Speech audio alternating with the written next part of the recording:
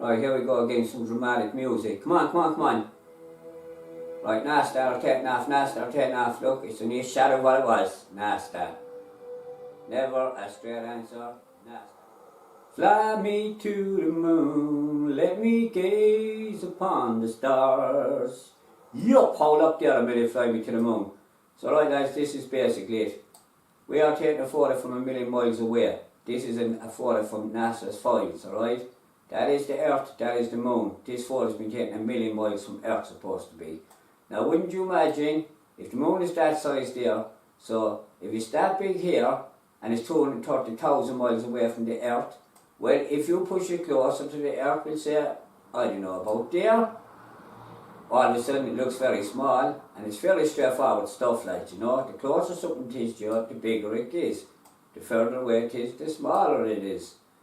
Just keep that in mind about perception and all this. But say, oh, that's your perception, it's the way you're perceiving it. No, no, no, no, no, no. We all know how big up close, how small far away.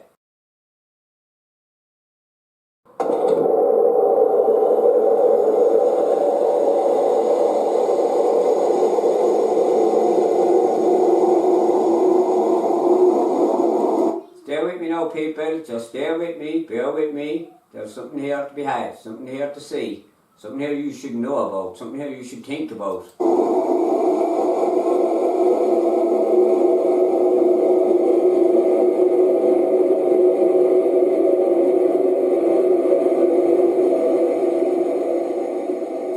Now this is an amateur rocket being fired out of the desert. They have competitions there, you know, in America and around the world. They build amateur rockets and fire them up into the skies, I know as they can.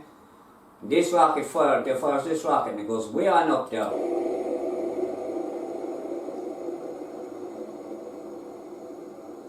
There's the Earth spinning around below. You can see as the rocket is spinning, the camera attached it, and you can see the Earth spinning around down there. But in fact, it's the rocket that's spinning, obviously. But keep watching. You'd imagine how the rocket should slow down eventually, and then throw the parachute, obviously. So we watch this now, this should just slow down.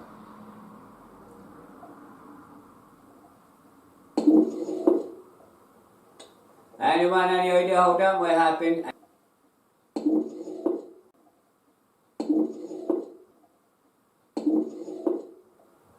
Now, fairness, I use cameras a lot, underwater cameras also.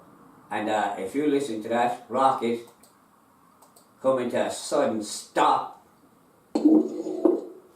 like how can that be? How can it fly up into the sky like that and just boom, come to a sudden stop and make the sound of water? That's like if you threw a rocket flying in through into water, that's the effect you get, alright. This video is out years, right, and it's called Go Fast Rocket Hits the Firmament. Right, so this is another angle of it now, lads, and that little dot you see passing there, that's the moon. Right? So there we go. Now, so what did it hit? How did it come to a sudden stop? Water level, you know, it remains flat. Water always finds its level, and its level is not curved, it is flat. Now, I know that someone's going to come on and tell me, oh, gravity keeps the water on the Earth. Okay, but it's a matter of a fact. Scientists don't even understand gravity. They haven't a clue what gravity. You know how it works. They don't know it's a magnetic pull. Is it electrons? Is it electricity? Is it neutrons? What is it? Is it atoms? No one knows what gravity is. It's you can't see it, so it's like it's ununderstood. You know, people don't. They try to come up with assumptions, of course, as I said before, a lot of assumptions and all this stuff. But one thing is we know is that it keeps us on the ground, whatever it is, right? Maybe it's because nothing to do with gravity. Maybe it's because you're just on the ground and that's it. Nothing to do with gravity keeping you there. You're on the ground, your weight, there's weight in you, and as long as there's weight in you, you'll stay on the ground. Like, or any kind of weight in you, you'll stay on the ground. But if you put like helium into the balloon, well, super powerful gravity can't pull that balloon back to the Earth. That balloon can, that little bit of helium in that little rubber balloon has more power that it can break away from the force of the Earth, pulling it back to the Earth. So, you know, maybe it's because it's not about gravity pulling you back, it's about weight. You're on the Earth because you weigh something, and when you weigh nothing, you drift off into nowhere. So as I say, gravity is not understood, right? There's a lot of stuff in this world they don't understand. They make assumptions on it. Same with the Big Bang and all this stuff that they talk about. They're all, you're talking about anything from 4.5 billion years to 8 billion years ago, right? That's the kind of stuff they're talking, right? So a lot of assumptions going on. And then what they class as steadfast 20 years ago, then it's changed another few years later, and that science should change and adapt to the information coming in. But I mean, you have to be able to measure these things properly. I mean, that's what CERN's all about, trying to figure all this out. You know, the Big Bang, the Higgs boson.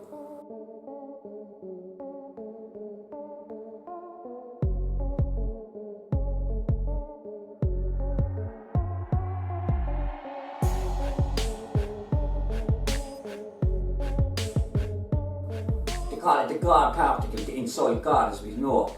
Right, that's what CERN is about. So they don't know nothing about the Big Bang. It's all assumptions again. And like, I mean, nothing banged into nothing and created everything, okay? Created everything. So, know the crack anyway, right? That's what I'm on about. Near, far away. 230,000 miles from Earth. 2,000 miles from Earth.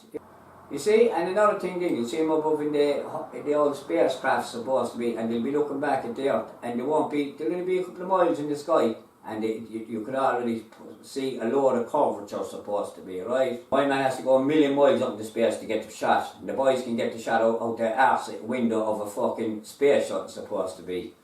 Anyway, look, just keep it all in mind. And I have other videos here I'm working on now, lads, you know, I'm just working on when I get time. My children are with me, they've been quiet a minute, so happy days. So, look, when I get the chance, I'll put it out there, you know, that's all I can do.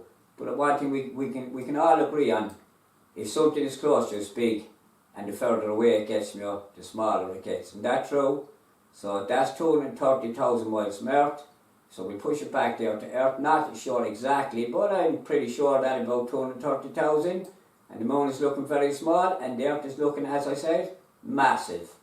Massive. The gatekeepers are controlling your minds, alright? Question all this stuff, you need to question it, don't believe me, do the research, check out the flat earthers, don't shy away from it just because someone said, oh, they're mad. No, go on and watch their stuff. Like when I came across them, I said, well, I'll have a look at these headbangers.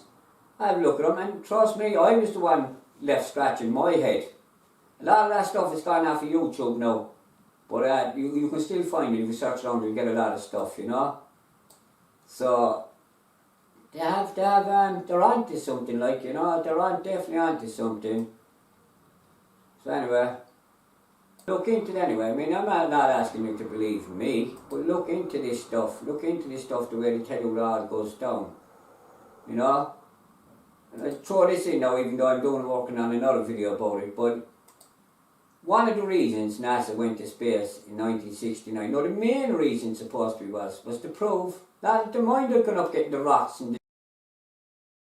the dust and all that excuse. It was to show the world, to prove to the world that the Earth was round. That's what it was mainly about. We gather a couple of rocks while we're up there, right? Bring back some moon rocks. But it was basically to prove the world was round.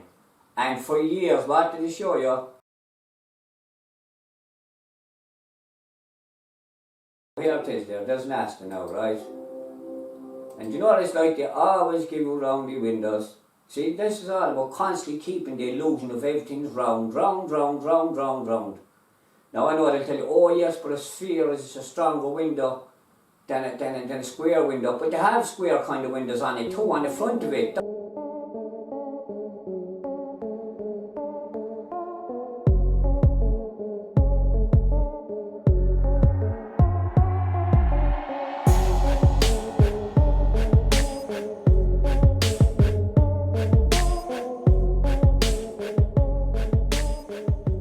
And as a matter of fact, Neil deGrasse Tyson, he'll be banging on that the world is more pear-shaped than it is circular, but yet we have a perfect circle here, right? Perfect circle. So back to it anyway, right? So look up at Neil deGrasse Tyson, the pear-shaped Earth, right? And he wanted their top dog supposed to be. Was it? Alright, so no worries, Big G. My little children have been quiet for me for a few minutes while I was doing this on and off after stop and start. So I'm back with the rod, getting them. But yeah, so ladies and gentlemen, boys and girls, keep all that in mind when I'm talking about 1G. keep in mind, you know, I think of perception, the distance, so you move closer, the bigger, the smaller, the whole shebang. Like, do the research, you know, don't just believe me, do some research, alright? So with that said, ladies and gentlemen, boys and girls, God bless you and God bless your family, and keep her, that's right boys, keep her lit. So I mean, did they ever put the camera on a square window and show us, you know, always all around windy? Right, enough of the acrobats.